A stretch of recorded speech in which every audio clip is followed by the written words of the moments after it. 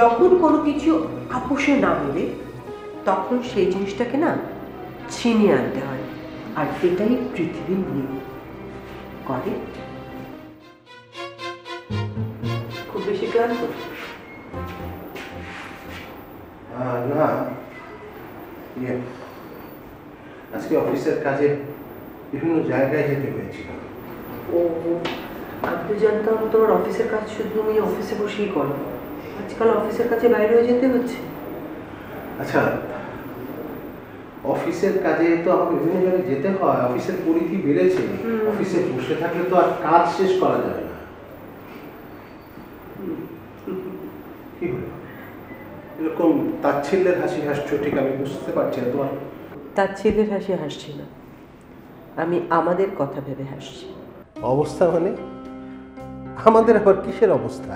শুনো ভাইরো, তোমাকে আমি একটা কথা বলি, তুমি অফিসের ব্যাপারে অনেক কিছু আমার কাছে গোপন করতে চাইলেও সত্যিটা হলো সেগুলো আমার কাছে গোপন থাকে না।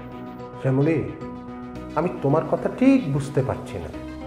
তুমি কি আমাকে দয়া করে একটু খুলে বলবা তুমি আসলে কি মিন করতে চাইছো? তুমি খুব ভালো করে জানো আমি আসলে কি মিন করতে চাইছি। দেখো দেখো, সারাটা দিন আমি অফিসে প্রচন্ড ঝামেলায় থাকি, বাসায় আসি কেন? তো একটু একটু শান্তির জন্যে। সেখানেও সেখানেও তোমার এই জটিলতা আমার। আসলে এই মুহূর্তে দুলাভাই আমার পছন্দ করা পাত্রের সঙ্গে তার মেয়েকে বিয়ে দিতে রাজি হচ্ছেন না। অন্যদিকে তুমি যে ছেলেটাকে ঠিক করেছিলে অফিসের চাকরির জন্য, সেটাও দুলাভাই দিচ্ছেন না। ঠিক বললাম? আমার কি মনে হয় খায়রুল জানো, তুমি ক্লান্ত না, তুমি আসলে আপসেট। ঠিক কিনা বলো? আসলে আসলে আমি দুলাভাইয়ের মুখের উপর কিছু বলি না। দুলাভাই যখন ডিসিশনটা নিয়েছেন, দুলাভাই যখন ডিসিশন নিলেন তুমি আর কিছু বলতে পারলে না, তাই তো?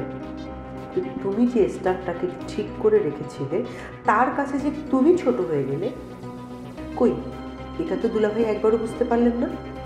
দেখো শ্যামলী, আমি বিষয়টা ম্যানেজ করে নেব। সামনে আমাদের কোম্পানির অনেকগুলো নতুন নতুন প্রজেক্ট, সেখানে আরো লোকজন দরকার হবে। প্রয়োজনে তোমাকে আমি একটা কথা বলি খালি, যখন কোনো কিছু আপোষে না মেলে তখন সেই জিনিসটাকে না ছিনিয়ে আনতে হয়, আর এটাই পৃথিবীর নিয়ম। করে